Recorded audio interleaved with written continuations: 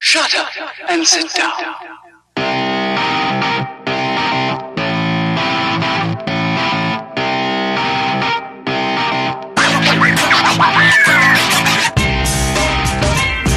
Hi, I'm AlexofAllTrades, and this is PreWatch Thoughts. Today I'm talking about Arrival. I'm a big fan of sci-fi, but I don't believe I will enjoy this movie. It seems pretentious from the trailers. Also, I can't stand Amy Adams. She only seems to work when she is playing a bitch. I think because she might actually be one?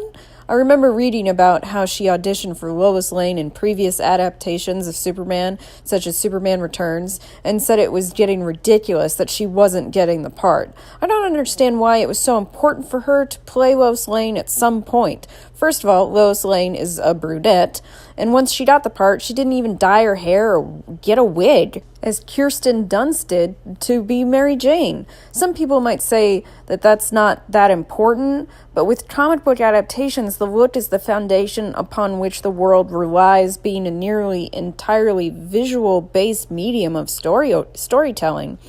Think about how in Lost, the kid Walter kept reading the comic book in another language he couldn't understand.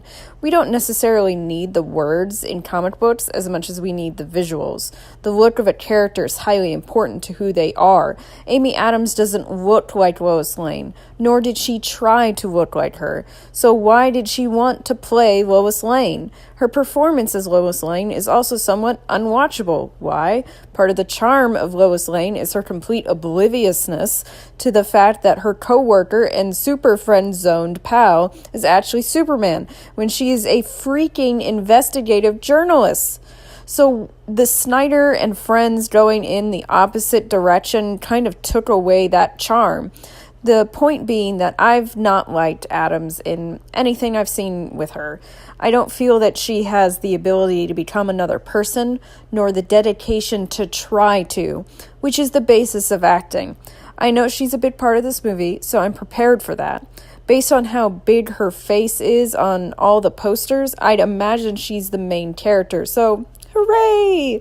From the trailers, I get the idea that the movie is trying desperately to be a disaster sci-fi movie couched in a dramatic tone. Not so sure it's going to be able to pull that off. It's got 8 out of 10 level ratings, so obviously people like it.